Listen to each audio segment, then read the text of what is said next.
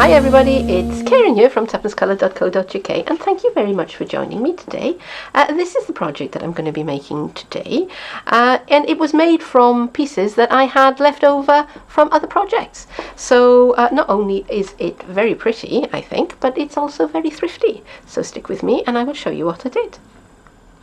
Here are the things that I'm using to make my card today. This is an oval of crumb cake card which has been sponged over through the seasonal masks with a bit of Whisper White, and it's left over from another project.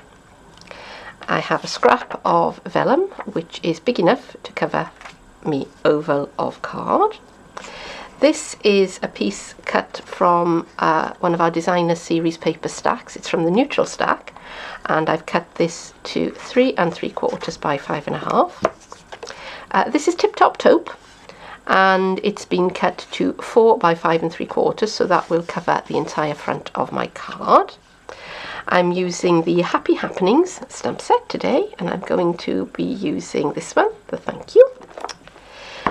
I have my my layering ovals framelets, and I've already cut out the piece of crumb cake card with the largest one, so I'm going to be using some of those today. I also have a selection of bits of card which I've die cut from other projects, and I've die cut these with the botanical builders. And the colours that I've used, I've got Blushing Bride, I've got Pink Pirouette, Mint Macaron, Old Olive, and the centres are I think that is crumb cake, or if not it's Tip Top Taupe.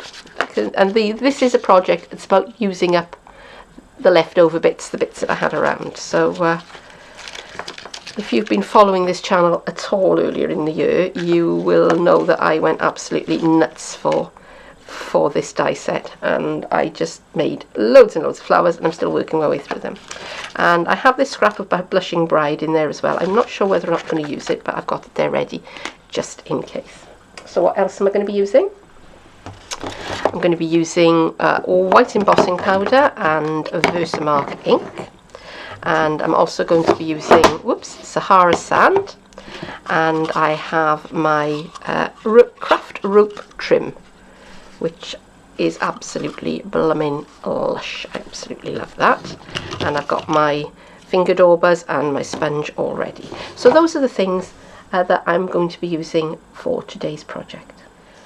Let's do some stamping, shall we? I have my piece of vellum, and to get it ready I have my embossing buddy. So I'm just going to rub over the surface of the vellum with the embossing buddy, so that if I've been handling it with my mucky fingers, that will stop me embossing powder sticking where I don't want it. I have my stamp mounted up onto its wood block, and I did have a rush of blood to the head because I actually put it on upside down. So yeah, so I need to remember that when I'm stamping it, I want to stamp it that way up. I'm stamping it up towards the top left corner, and I'm going to count 1, 2, 3, 4, 5 for the ink to transfer, which it has. I don't know whether you can see that, but I can. Can you?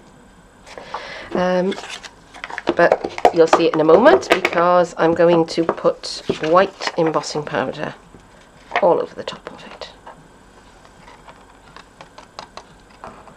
And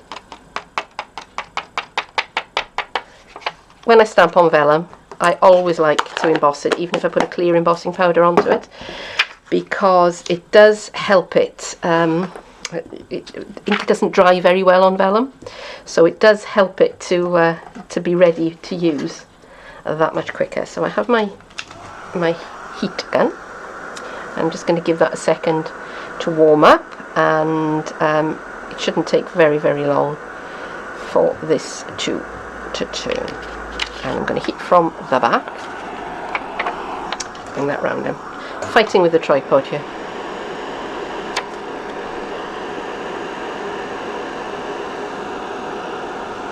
There we go.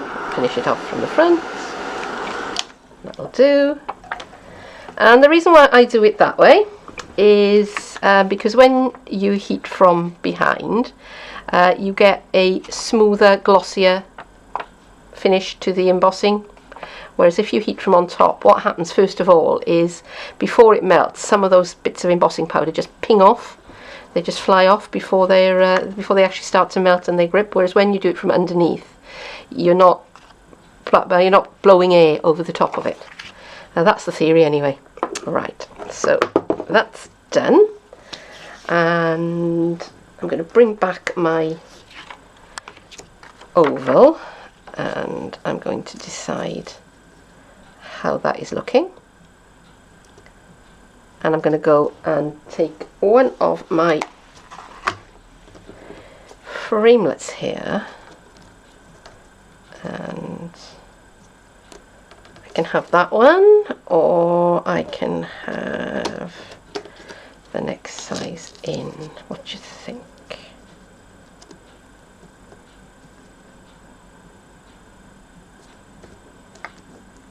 I don't know. I think this one. So I'm going to take that away and I'm going to run that through the Big Shot, and I will be right back. And there it is, all ready to go onto the front of the card. But before I do that, I want to do something with this. I want to sponge around the edges slightly to just give it a little bit more definition, because this card is quite tone on tone in places. So I have my Sahara sand and I have my sponge dauber, and I'm just lightly going around the edges. And what this will do, it will kind of, it makes a sort of visual break, if you like. It stops the eye from sliding off the edge of the image, because this is quite tone on tone. In fact, it's very tone on tone, and your eye needs something to help you. And actually, while I have my my finger dauber out, I think I'm actually also going to do the edges of the DSP, just to, again, just to provide a little bit of visual definition here.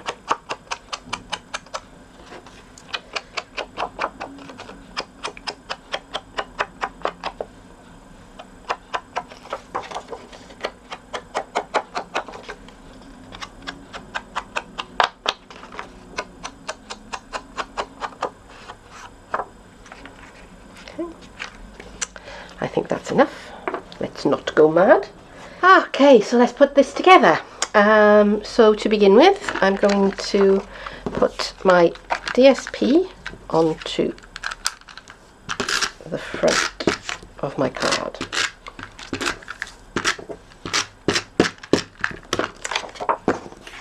Just like this.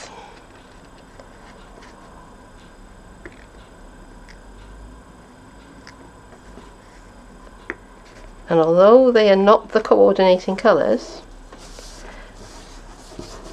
you know, I've got Tip Top Taupe and Crumb Cake here, I think they do work quite well together. Okay, so now I've got the craft rope trim, and I'm going to cut a couple of lengths of that, 3.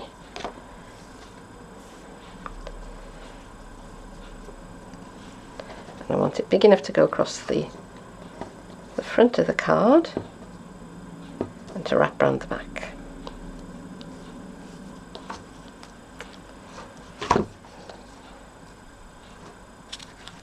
Just rough measuring.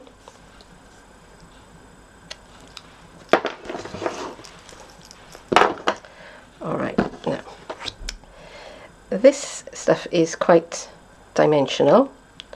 So the bit that's going to be stuck around the back, I'm unravelling the tails.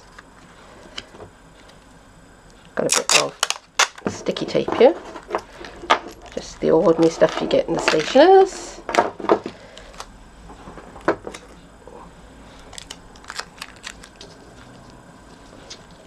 I'm going to put that around about there. bring that round. And sorry folks, got a bit interrupted there and I had to stop the camera, but I've got 2 pieces on, so now I'm going to apply the third, and I'm going to unravel the ends again, just like that.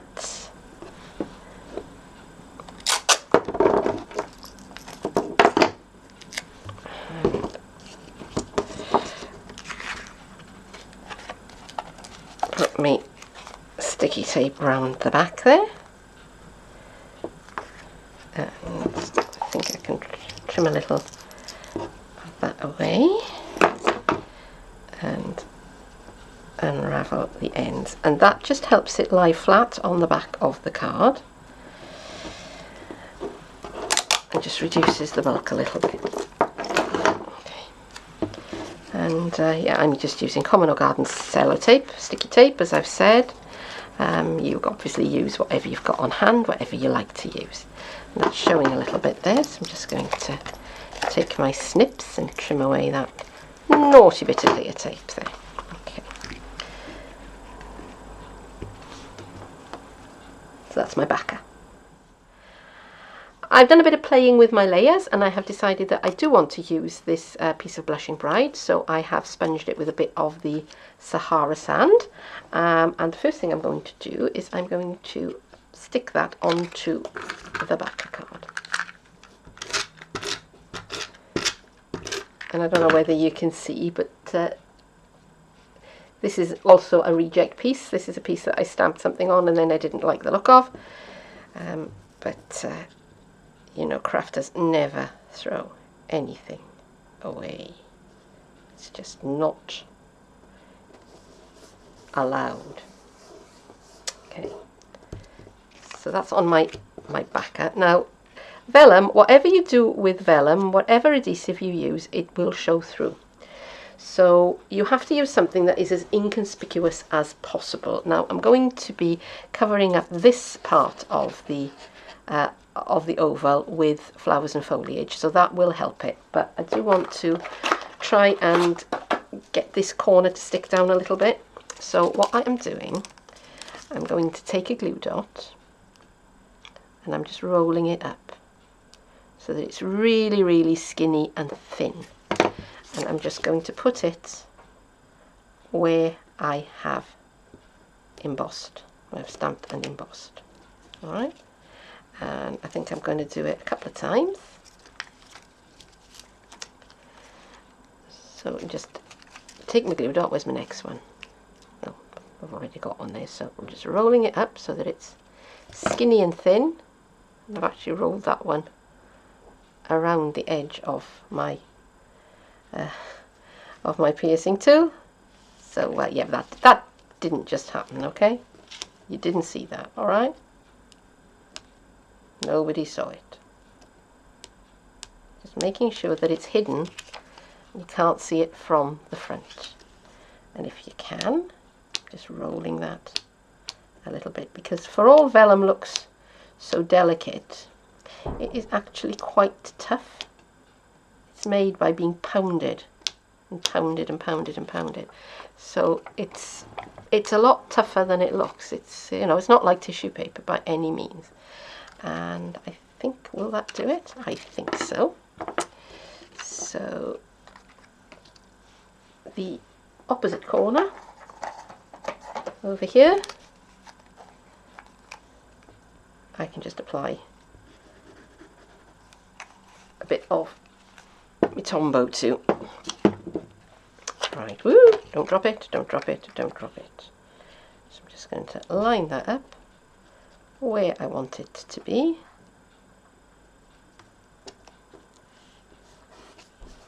And push down.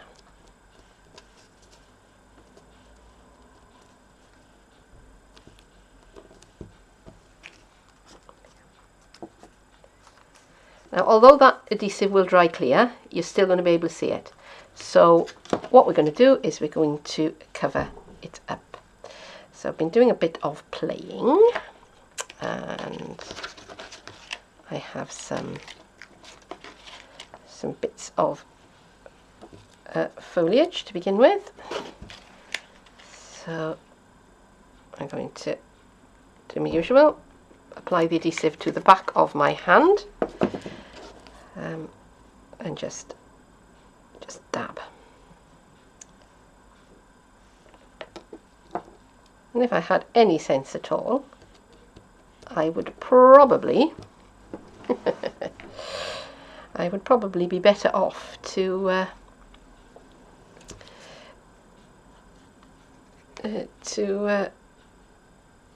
use the sponge method. But hey ho, you know, my hand was here.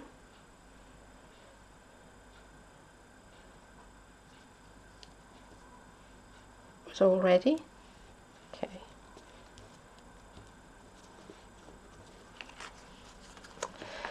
Alright, and the flowers that I've decided to use, I'm going to use that one, and I'm going to use the nice big one right here, because why not?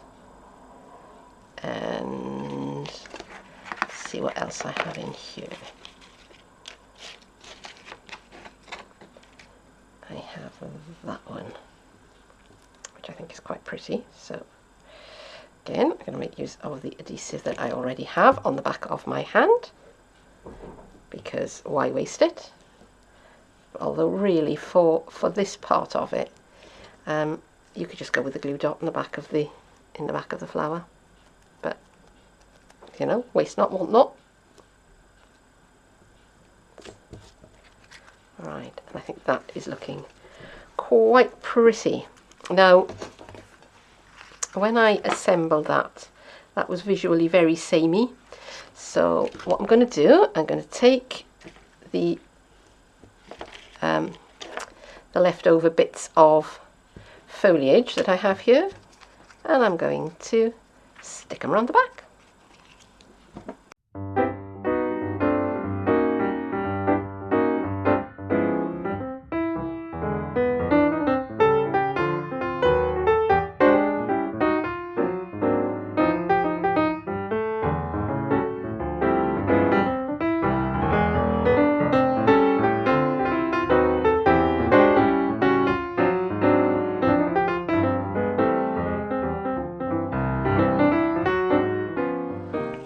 I've put some dimensionals onto the back, and I've kept them to the top and the bottom of the panel.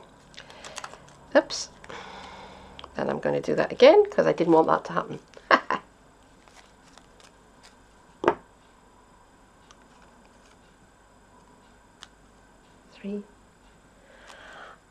I've put some dimensionals on the back and I've kept them to the top and the bottom of the panel to avoid the trim in the middle there. Come on. That's right. And come on, off you come. Naughty little dimensional backing.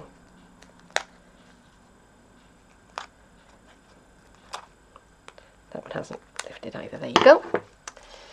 And I'm just going to arrange my panel over the front where I want it to, and I want it slightly nearer to the top than the bottom. And I've already put dimensionals on the back, and I think the backing's come off one of them because it's trying to stick to the table, so just excuse me for one moment. And when I'm happy with the arrangement, which I nearly am, I'm going to press that down. And all I have to do now is to mount it onto the front of a card.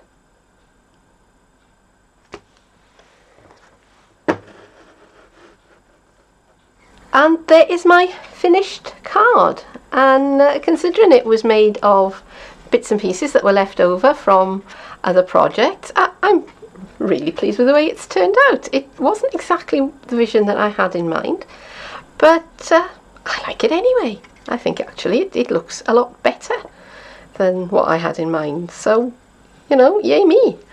And I hope that you've enjoyed this video, and if so, then please do leave me a comment, give me a thumbs up, subscribe, share, all of that good stuff. If you want to get hold of the supplies that I've used, then there is a link below this video to my online Stampin' Up shop, and there is also a link to my blog and to my Facebook page, and I would love it if you would visit there as well. But for now, thank you very, very much for joining me, and I will see you again soon. Bye bye.